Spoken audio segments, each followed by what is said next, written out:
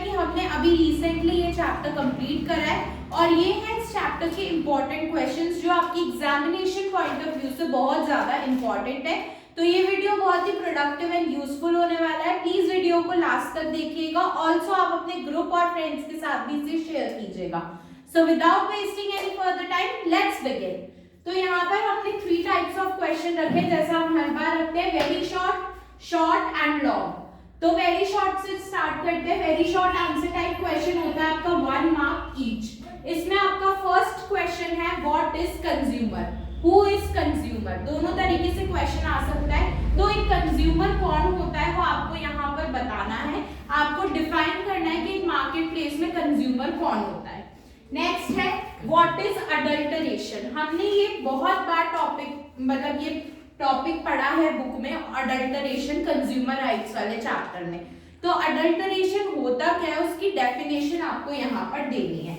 Another name anyone consumer right. हमने हमारी book में 6 कंज्यूमर राइट पढ़े हैं, उनमें से कोई भी कंज्यूमर राइट आप यहाँ पर बता सकते हैं। देन नेक्स्ट है एक्सपेंड कोपरा। कोपरा क्या होता है? Consumer protection act. इसको आपको एक्सपेंड करना है तो कोपरा की आपको फुल फॉर्म लिखनी है। What is MRP. एमआरपी क्या होती है? Maximum retail price. तो एमआरपी क्या होती है वो आपकी डेफिनेशन आपके चैप्टर में है, वहां से आप लिख सकते हैं। फुल फॉर्म के साथ लिखिएगा। नेक्स्ट है what does ISI stand for. ISI की फुल फॉर्म क्या होती है वो आपको इस क्वेश्चन में लिखना है। नेक्स्ट है give one example of consumer exploitation. हमने ये बात सुनी है कि कंज्यूमर के साथ बुरा होता है, कई फॉर्म्स में होता है। तो कौन सी फॉर्म्स में होता है उनमें से आपको कोई भी एक फॉर्म यानी एक एग्जांपल लेना है कंज्यूमर एक्सप्लॉयटेशन का।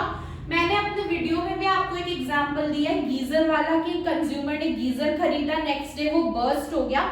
तो ये भी एक तरीके का कंज्यूमर एक्सप्लॉयटेशन ही हुआ क्योंकि उससे कंज्यूमर को इंजरी हुई। इसके अलावा मैंने एक और एग्जांपल दिया है कि कंज्यूमर कोई गुड्स खरीदने गया और उसको एक्स्ट्रा प्राइस बता दी, पैकेट पे थी 10 रुपीज, बेच दिया 20 रुपीज में। तो ये एक तरीके की ब्लैक मार्केटिंग हो गई। ये भी कंज्यूमर एक्सप्लॉयटेशन का एग्जाम्पल है। इसके अलावा आजकल बहुत चल रहा है कि मार्केट में ऑयल और घी के नाम पर नकली या डुप्लीकेट घी या ऑयल मिल रहे हैं, तो वो अडल्टरेशन हो गया, वो भी एक एग्जाम्पल है। तो कंज्यूमर एक्सप्लॉयटेशन के बहुत सारे एग्जाम्पल्स हैं, आप उसमें से कोई भी एक यहाँ पर देंगे 1 मार्क में। What is full form of Agmark. Agmark की फुल फॉर्म मैंने आप लोगों को बता रखा है कि एगमार्क एग्रीकल्चरल प्रोडक्ट्स में यूज होता है। आपको यहाँ पर एगमार्क की फुल फॉर्म लिखनी है।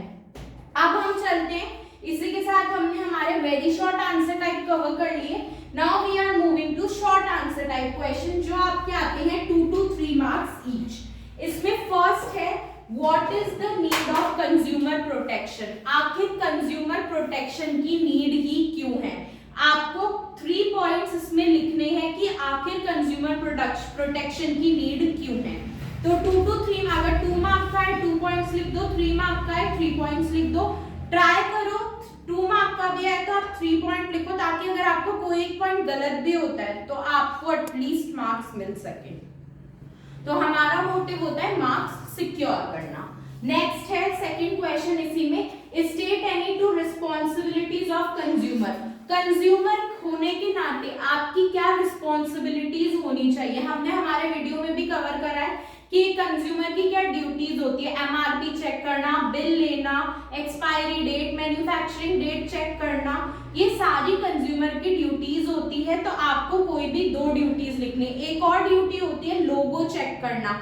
जो भी प्रोडक्ट आप ले रहे हो उसके पीछे आईएसआई मार्क, हैग mark, hallmark, FSSI mark है या नहीं है वो भी चेक करना। तो कोई भी 2 रिस्पॉन्सिबिलिटीज आप एक कंज्यूमर की लिख सकते हैं। नेक्स्ट आ जाते हैं थर्ड क्वेश्चन पे, right any 2 causes of consumer exploitation. Consumer exploit क्यों होता है, उसके पीछे की क्या वजह होती है। कोई भी 2 वजह आपको लिखनी है जिसकी वजह से कंज्यूमर को एक्सप्लॉयटेशन का सामना करना पड़ता है। नेक्स्ट है what is the significance of MRP on product. Significance का मतलब होता है इंपॉर्टेंस। किसी भी प्रोडक्ट पर एमआरपी का होना जरूरी क्यों होता है, क्या इंपॉर्टेंस होती है एमआरपी की किसी भी प्रोडक्ट के लिए, वो आपको यहाँ पर बताना है। Explain the right to be inform, next question and most important question, किसी भी राइट से क्वेश्चन आ सकता है, आपको यहाँ पे बताना है राइट टू बी इन्फॉर्म, उसको एक्सप्लेन करना है। Next question, what is the role of consumer forums, हमने हमारे चैप्टर में पढ़ा है कि किसी भी कंज्यूमर को कोई भी प्रॉब्लम होती है तो वो अपना केस कंज्यूमर फोरम में फाइल कर सकता है, तो कंज्यूमर फोरम का पूरा रोल क्या होता है वो आपको बताना है। नेक्स्ट आ जाते हैं, explain the right to seek redressal, right to seek redressal आपको एक्सप्लेन करना है। इसी के साथ हमने हमारे short answer type questions complete करे। Let's move on to long answer type question, that is 4 to 5 marks each. इसमें फर्स्ट है, describe the rights of consumer mentioned under COPRA 2019। COPRA 2019 आपको बहुत अच्छे से पढ़ना है, बहुत सारे क्वेश्चन बन सकते हैं कोपरा से, तो कोपरा इस चैप्टर का सबसे इंपॉर्टेंट क्वेश्चन है, कोपरा और सारे राइट्स, तो वो तो जरूर पढ़ना। यहाँ पर हमको बोल रहा है कि कोपरा 2019 में कौन से राइट्स कंज्यूमर के मेंशन्ड है वो आपको बताने हैं।